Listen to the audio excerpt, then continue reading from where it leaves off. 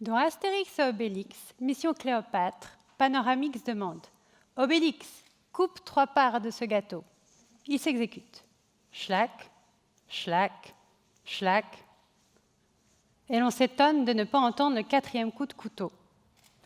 En effet, Obélix coupe 2 parts équivalentes et se garde le reste du gâteau qu'il dévore goulûment.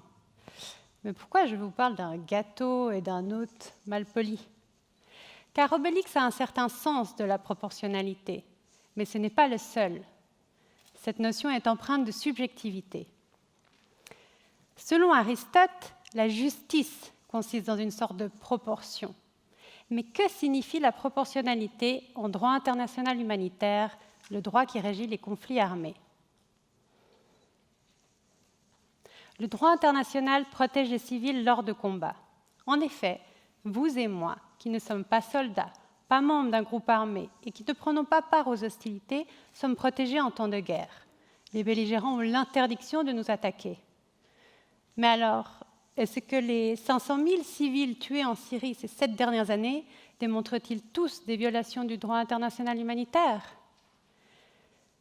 Aussi étonnant que cela puisse paraître, l'interdiction n'est pas absolue.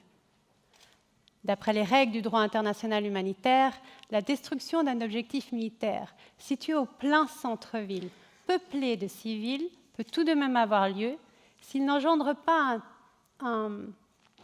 une perte excessive en vie humaine et que procure un avantage militaire. Et c'est donc là qu'intervient la règle de la proportionnalité. Elle joue un rôle essentiel.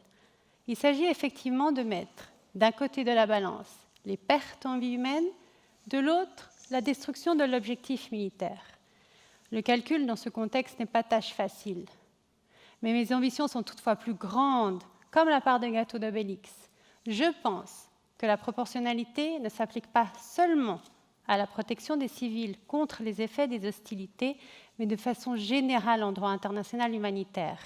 Je veux démontrer, au travers de mes recherches, que la proportionnalité, l'idée d'un équilibre et d'une mise en balance, se trouve dans d'autres dispositions, comme par exemple l'internement des civils et la protection de l'environnement. Je tenterai alors de déterminer les éléments à prendre en considération. Autant vous dire que le calcul de la proportionnalité n'est pas du gâteau. Mais j'espère réussir à apporter plus de justice, même en temps de guerre, et à faire en sorte que les 3 parts du gâteau soient équivalentes. Merci.